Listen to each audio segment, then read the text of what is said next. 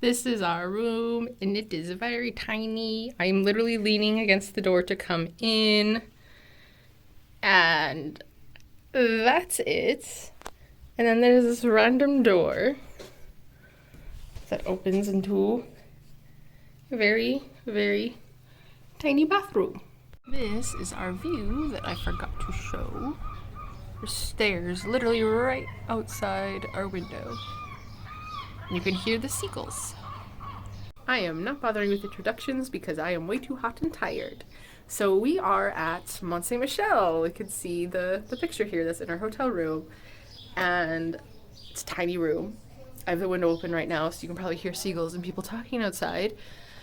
But it is a very hot day. It is day one of a heat wave, so we've pretty much been spending the past 2 hours just chilling in our hotel room, taking a nap because we've been awake since just before 5 a.m. Yeah, now it's time to get ready for dinner. We're gonna go up to the Abbey for the night show and everything, see that in the evening. So hopefully there'll be less people here, but I just wanted to check in because I am exhausted and I probably won't be able to again.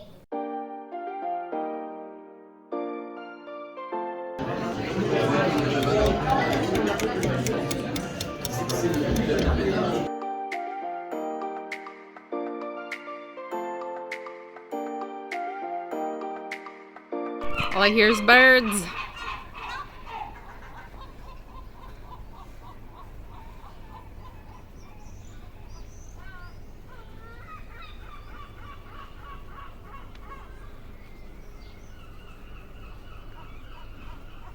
The seagulls have taken over.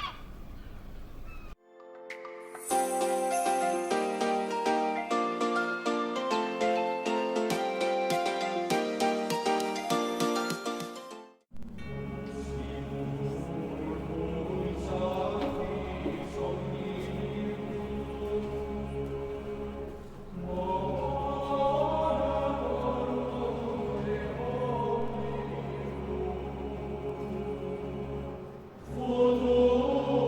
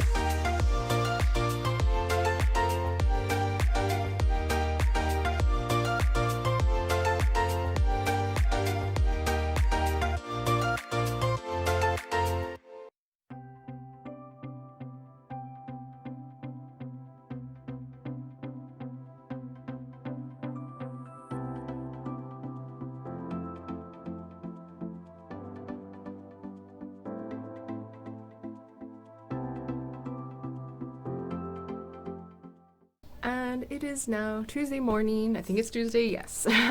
It's just after 10. We are pretty much all done, like packing everything. Checkout time is 11:30. I was able to mail some postcards this morning, which is fun. There's a really tiny little post office here on the island, but it is already hot. I am starting to sweat a bit. It's supposed to be 80 degrees by noon. High today is 91, so not a fun time. But we've already done everything we wanted to do on the island. So our plan for today is after checkout, we're gonna have lunch, and then we're gonna take a shuttle to try to head to a place called Alligator Bay. It's like some sort of reptile sanctuary that has like 400 turtles, and you can pet some tortoises and stuff. So I'm really excited to go check that out. But our train to go home doesn't leave till just after 6, and it's a 4-hour train ride. So we're not gonna get home till around like 11 tonight. So it's still gonna be another really, really long, hot day. But last night was fun, being able to be in the Abbey at night and kind of watching the sunset from it. So it has been a good and interesting time. It's just things have been a bit different than we expected, and it's just way too hot to be out, really.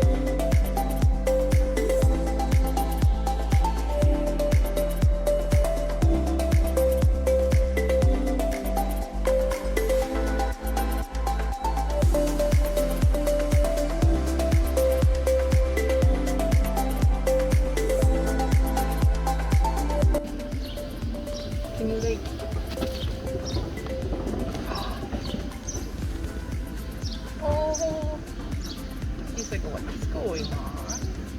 Can I touch your footie? Touch your footie? Oh my gosh, it's like petting a dinosaur.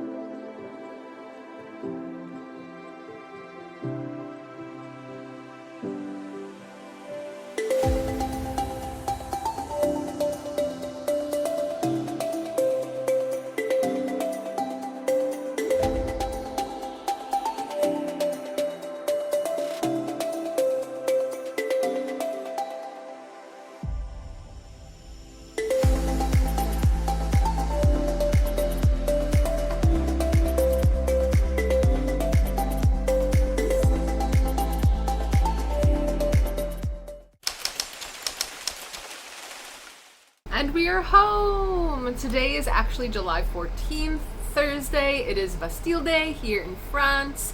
So we had planes flying over our apartment this morning for the military parade.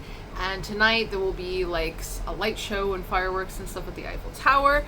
We are going to none of that because we are in the middle of a heat wave. And the sound you can probably hear in the background is the AC on.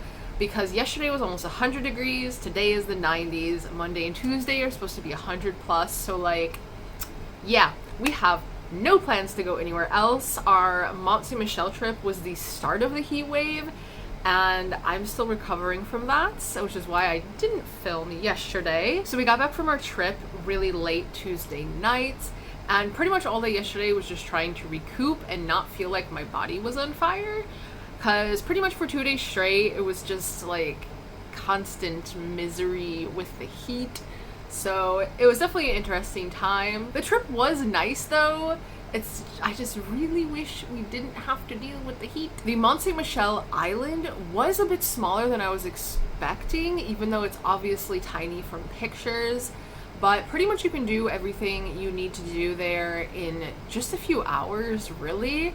So we stayed overnight on the island, and the next morning we ended up going to a place called Alligator Bay because we had seen some signs when we were driving in, well, not driving in, the shuttle was driving us in, and it ended up being like a reptile sanctuary where they had a bunch of alligators, turtles, all kinds of lizards and everything. We were able to pet a tortoise. I mean, you already saw all of this, so I don't really need to go into detail, but it was a good but very, very, very hot time. I mean, there were points my entire body was sweating like, oh my god, I just cannot get over how hot it was. So I still don't feel 100% today, but I at least feel good enough to film. So I am finally going to get back into reading Les Miserables. I'm not sure how many chapters I'll read right now. It really just depends on the length, because I kind of don't really feel like reading too much right now. But I would like to get some done. But today, I'm wearing the shirt I actually got at Alligator Bay. There we go. It's pretty much a 2-for-1 because it has Alligator Bay on it and Mont Michel. So it's also Michigan colors, which I'm from Michigan, so I just thought that was funny. So yeah, our anniversary trip was fun. Definitely worth it, but gosh, the transports, like the 4-hour train rides and the heat and everything just really got to us. So I'm gonna do some reading now and I will be back in just a moment. Alright, I just read the next 2 chapters and the plot thickens. So Marius, with his friggin' people in his room, overhears the entire plot of the Thénardiers and what they intend, well, not intend to do. He knows that they recognized Jean Valjean and Cosette. The Thénardiers never say the names though, so he still doesn't know what they're actually called. And I don't think the daughters really know what's going on, because I think they were kind of too young to really understand when Cosette was like taken away and everything all those years ago. But apparently it's only been 8 years that have passed. I had thought it was more like 10, but they talk about how Jean Valjean hasn't aged at all, and the mom is pissed because now Cosette is in like these nice clothes and everything and is warm for winter while her children don't have anything pretty much. And there's talk of like this plot against Jean Valjean when he gets there that evening, and they're all like, oh my gosh, it's so good that he didn't like recognize me or anything, but like Jean Valjean's smart, so I feel like he would have recognized him. So I'm not really sure what his plan is there, but the Thénardier guy has been talking with some of the people in the underworld, the ones that had been mentioned previously in this book, and I don't know exactly what they're planning. It's not stated, but they pretty much have this, they're setting up this trap for him when he comes later that evening. And so now Marius is like, oh my gosh, I need to stop this. And so he just went out to find the closest police station, and so I'm not sure if he's just gonna kind of like tattle the plan or whatever and try to help that way, or what's gonna happen with that, because he doesn't know where they live yet, so he can't like go and warn them. And if he stands watch outside the house, he'll be outnumbered. So the second chapter just ended with him asking the address of the closest police station kind of thing, and him heading toward there. But pretty much he's like, it's good that I actually gave my money to the eldest daughter, because else he would have ended up following Jean Valjean and Cosette home instead of being at home and being able to overhear the plots. And it's just kind of like, you're still a creeper, Marius. You need to stop stalking people, please. I am very intrigued to see how this plot is going to go down, or if it's like Jean Valjean playing 4D chess kind of thing, or what exactly is going to happen with that. And if Cosette is in on it too, like if she like recognized who they were, knew who they were when she was in there. I don't know, this is definitely a really interesting part of the story, and especially since it's not something that's in the media parts of it. I am excited to keep reading and finding out where all of this is gonna go.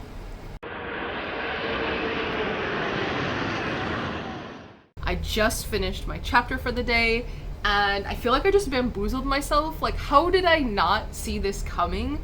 Like, I feel so dumb right now.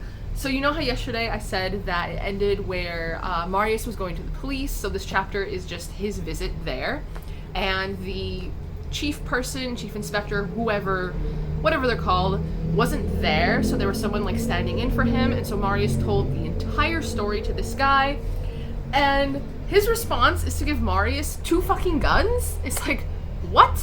He's like, they're loaded, blah blah blah, and it's like, you just gave him a fucking gun. Like, what? Pretty much the plan is for Marius to watch through that peephole in his room and to kind of, because they need evidence, so they need like the trap to kind of be sprung before they can really do anything.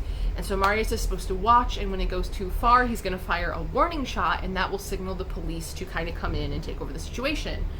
But me just being dumb and not paying attention, I was like, yeah, sure, he's at the police station, whatever.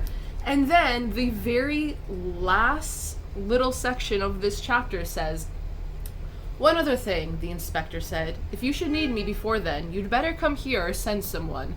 The name's Javert.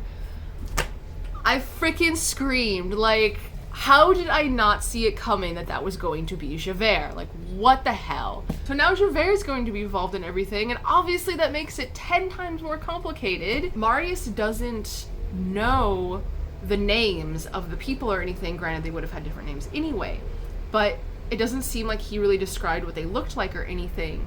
And so Marius has no idea, obviously, the history with Javert and Jean Valjean and everything. And so Javert is gonna go in there like guns blazing and be like, holy shit, it's you! So like, are they just gonna be on the run again? Like, what is happening with this? Also, this book seriously makes it seem like there's only a dozen people that live in Paris. Like, the frequency they all, like, their paths cross with each other is just so bizarre and not believable. It's not exactly taking me out of the story, because I understand, obviously, why it has to be this way. But at the same time, it's just like, really? Like, what? Again? So I just hope that it isn't going to be repetitive in how the situation kind of goes down with Jean Valjean just kind of fleeing and Javert chasing him. But I guess we'll find out pretty soon.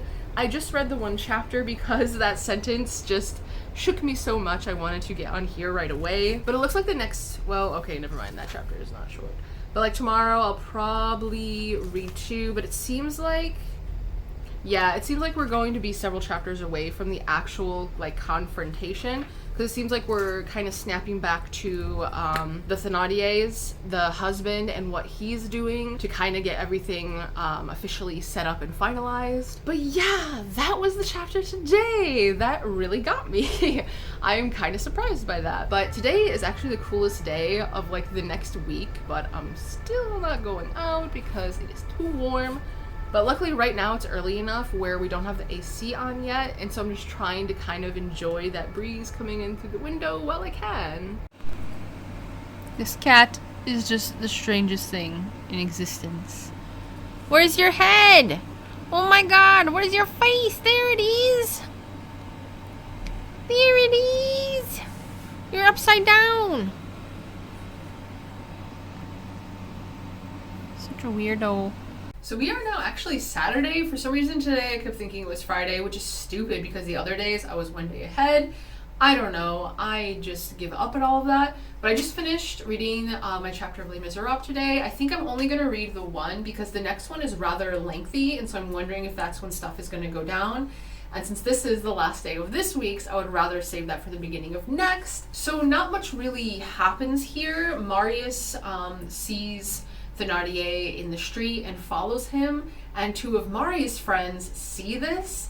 So I'm actually going to read just a little tiny bit here on page 666 of all things. So I finally made it that far into the book. But it says, "My dear Bossuet, eagle of words," said Courfeyrac, "what a great fathead you are to follow a man who's following a man."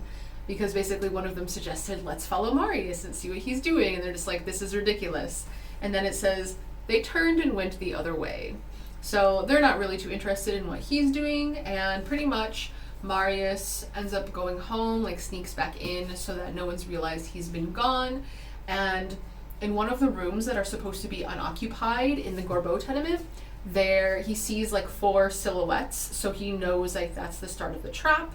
And so this chapter just ends with him getting home. Hopefully the next one will have some action, especially since this week has been a lot of nothing for the reading vlog.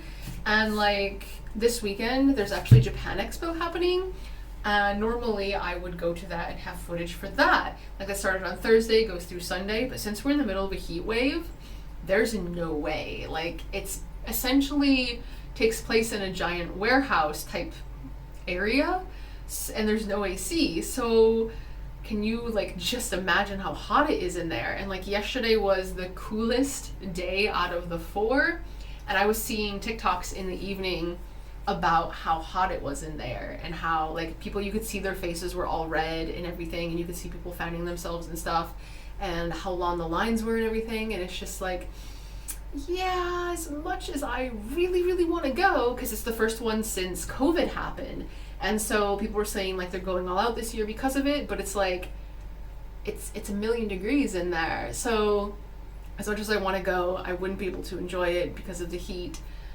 So instead I'm seeing all the videos about it and going like, eh. So that's another reason why there just isn't really any footage or anything to put in here this week, because there's a heat wave, so we're trying like not to cook and stuff to add the heat to the house.